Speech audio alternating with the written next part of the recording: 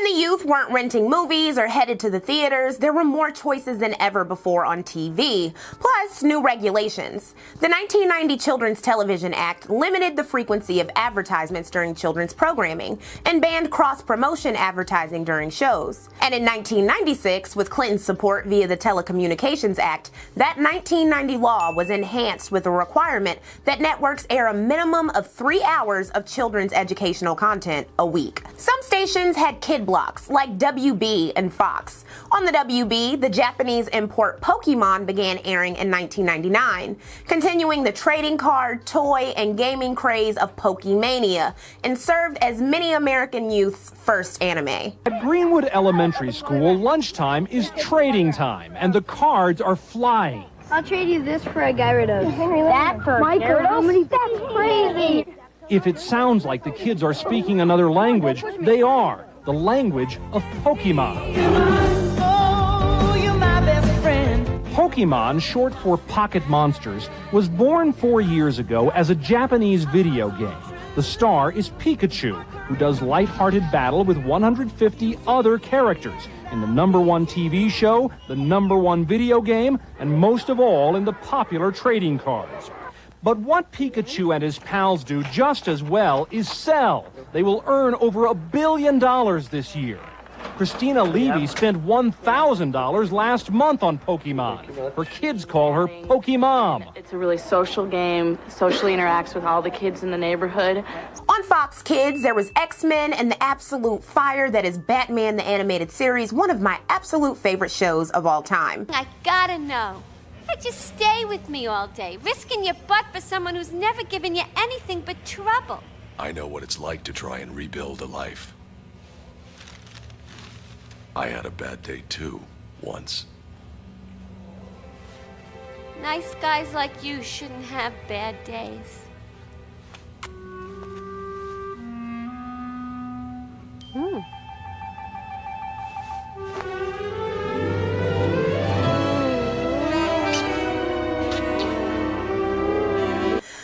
The real bangers were over on the Big Four.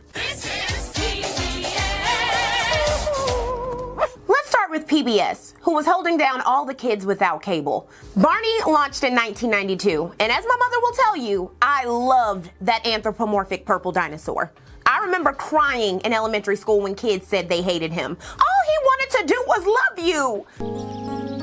I love you, you love me.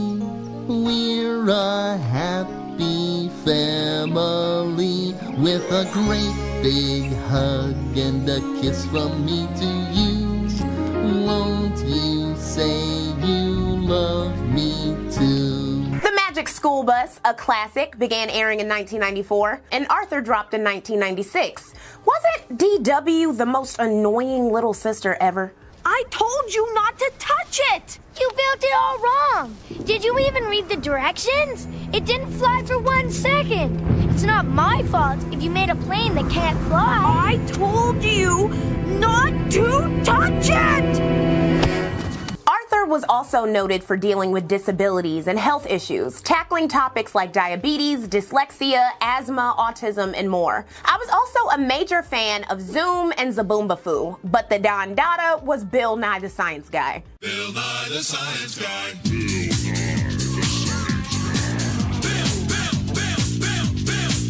Nye the Science Guy. Science rules. Bill Nye the Science Guy. Inertia is a property of matter.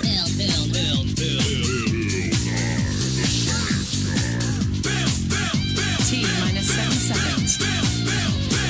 Bill Nye the Science Guy. The popular British import, the Teletubbies, caused controversy in 1999 when Jerry Falwell accused one of the TV characters, Tinky Winky, of being a gay role model. He cited the fact that Tinky Winky wore a bag that looked like a purse, adding, "He is purple, the gay pride color, and his antenna is shaped like a triangle, the gay pride symbol." This led to BBC stating that Tinky Winky is simply a sweet technological baby with a magic bag, and Falwell's condemnation caused a sharp rise in support of the show and its merchandise, turning Tinky Winky into a tongue-in-cheek gay icon. And don't worry, we'll be coming back to bigotry and homophobia in this series in episode 6.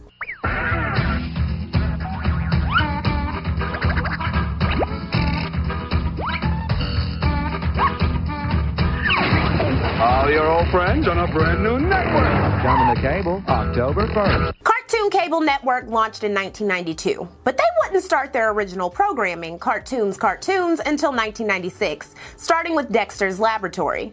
I am sorry, my mentor. I have failed you. They followed it up with edgy shows like Johnny Bravo, Cow and Chicken, The Powerpuff Girls, and Ed, Edd and Eddy. Alone was I with tender courage, and all his fur, his furry footage, which I say did encourage me to be quite naughty. Courage. My favorite Cartoon Network show was Courage the Cowardly Dog, which barely made the list by debuting in November 1999. Hey, stupid dog's now a stupid hot dog. It's okay. It's only acting, I think. Oh, yes. The camera loves your nastiness. If you weren't there, I'm sorry. Over on Nickelodeon, the iconic Nick News with Linda Ellerbee began airing in 1992. Nothing excited me more in elementary school with my little nerdy ass than when the teacher would roll out the television, cut the lights, and begin a new episode of Bill Nye or Nick News.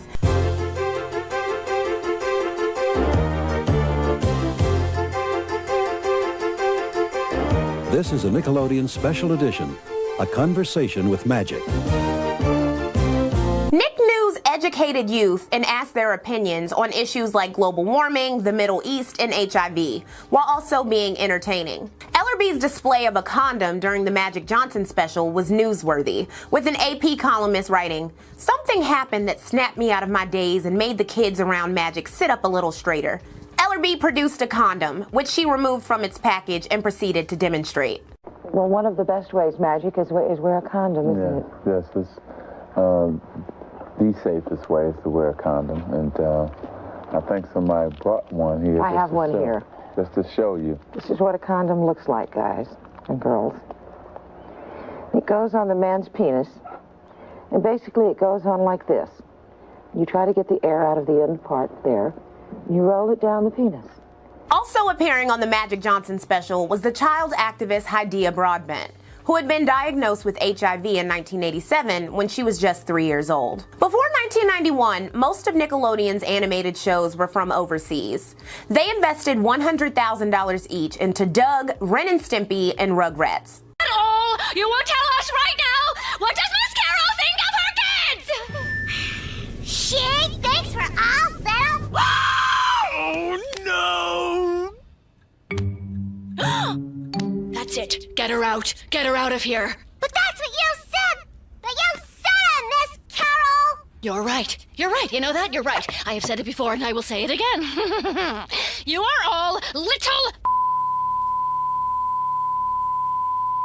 The success of these shows led to others. While I'm not a big Nickelodeon girl, I'll pay lip service to the travesty that was Cat Dog, the questionable SpongeBob SquarePants, and I know y'all about to come for me in the comments, so come on, give it to me. The fun Fairly Odd Parents and the pleasurable Hey Arnold.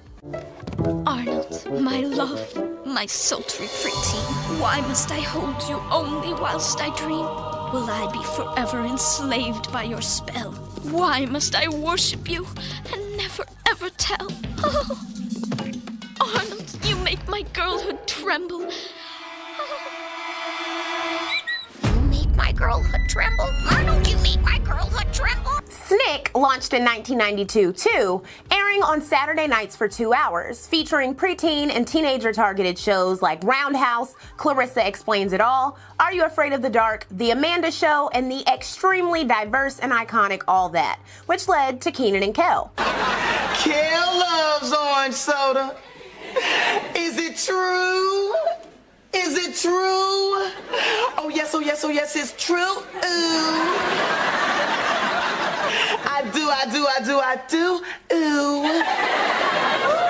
Many of these shows were produced by Dan Schneider. who along with other set employees would later be accused of sexual assault and harassment that began during this era. During the first half of the 90s, the Disney Channel became available in basic cable plans instead of premium ones. Wanting to cash in on the adolescent TV boom, in 1997 the channel redirected its programming to youngsters, particularly girls, between the ages of 7 and 17.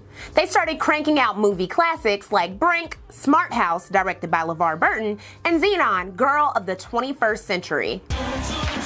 Make my heart go, my supernova girl. Make my heart go, my supernova girl. As far as serial programming, there was the famous Jet Jackson, and animated shows featuring movie characters like Hercules and Timon and Pumbaa. But the good stuff wouldn't come until later. Thankfully, Bruce W. Smith, director of 1992's Bebe's Kids, was already hard at work on The Proud Family in 1998.